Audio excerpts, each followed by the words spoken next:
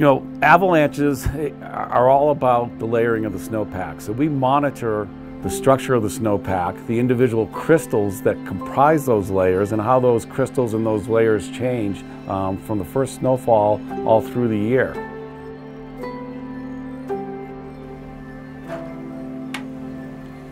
My name's Bob Comey, and I'm an avalanche forecaster with the Bridger-Teton National Forest Avalanche Center here in Jackson, Wyoming.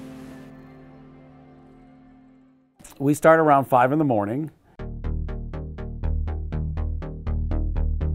And the first thing we want to know is what happened overnight while we were all sleeping. So we compile the data, we look at the weather forecast, we take all the new information we might have received from other people and other resources, and then we compile that into our forecast that we're going to put out to the public. After that, the sun rises and we go up on the mountain here and we go to our snow study plots and take actual real measurements to confirm the remote measurements we took with our instrumentation. So this is our instrument here, and it's electronic. It sends a sound beam from here that bounces off the snow and returns back to the instrument. As the snow gets deeper, that distance down and back gets shorter, and the time for that beam to come back gets shorter, and that's how we measure remotely, using automated instrumentation, new snowfall. So it's all about weight, and weight is best represented by new snow or rain. So heavy snow on weak layers, you're going to get avalanches. Now that's also complicated by changes in temperatures and wind speed and direction.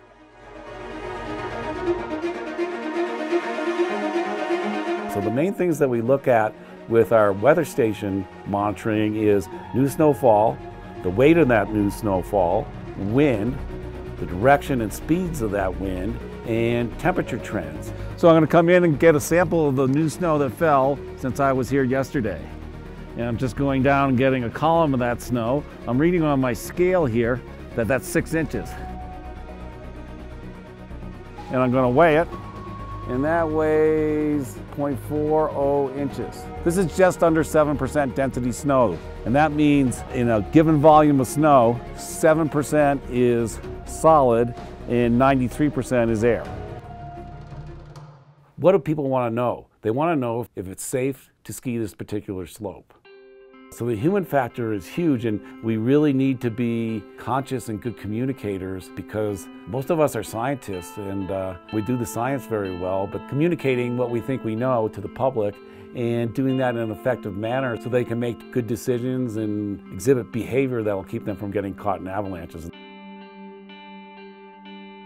Forecast is a starting point, and it's information, and you can get it while you're having your coffee, and we can give them a great base to start off, but they need to have the knowledge and experience to be able to interpret that information from the start, and they have to make that final decision as to which terrain they're going to choose on that particular day. So everybody has to be an avalanche forecaster, and the way to start with that is by checking in with your local avalanche center first thing in the morning.